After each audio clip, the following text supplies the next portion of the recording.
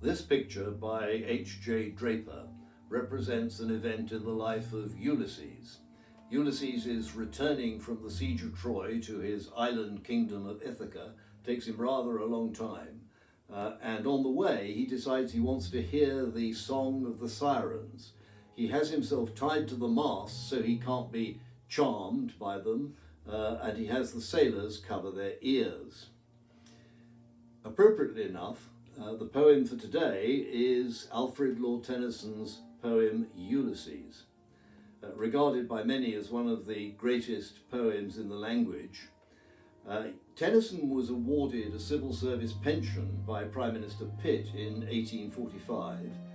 Some say that that's because Pitt had read this very poem and was impressed by it. So here it is.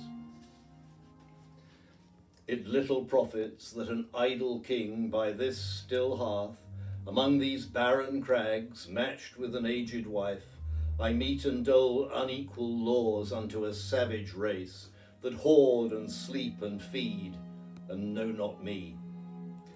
I cannot rest from travel. I will drink life to the lees. All times I have enjoyed greatly, have suffered greatly, both with those that love me and alone, on shore, and when through scudding drifts the rainy Hyades vexed the dim sea. I have become a name for always roaming with a hungry heart. Much have I seen and known, cities of men and manners, climates, councils, governments, myself not least, but honoured of them all, and drunk delight of battle with my peers far on the ringing plains of windy Troy.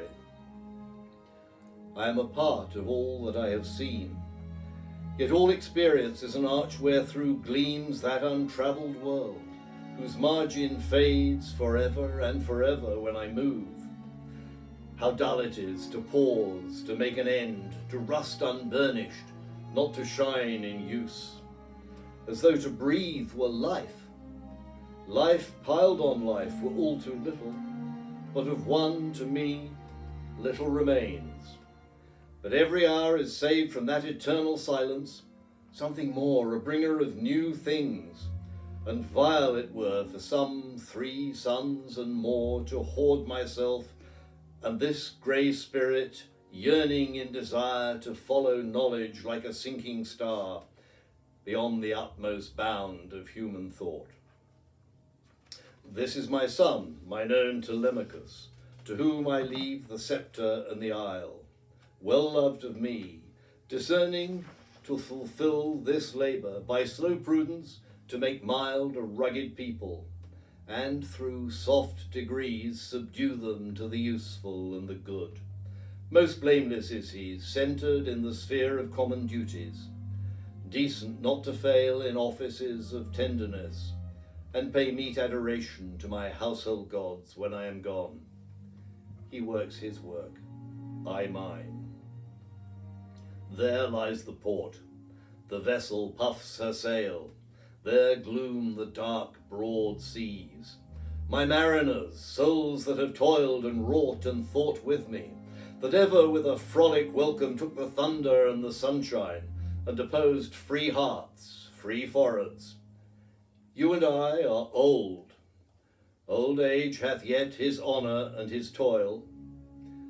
Death closes all, but something ere the end, some work of noble note, may yet be done, not unbecoming men that strove with gods.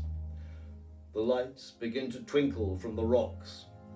The long day wanes, the slow moon climbs, the deep moans round with many voices.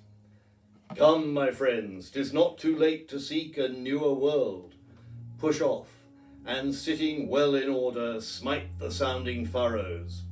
For my purpose holds to sail beyond the sunset and the baths of all the western stars until I die.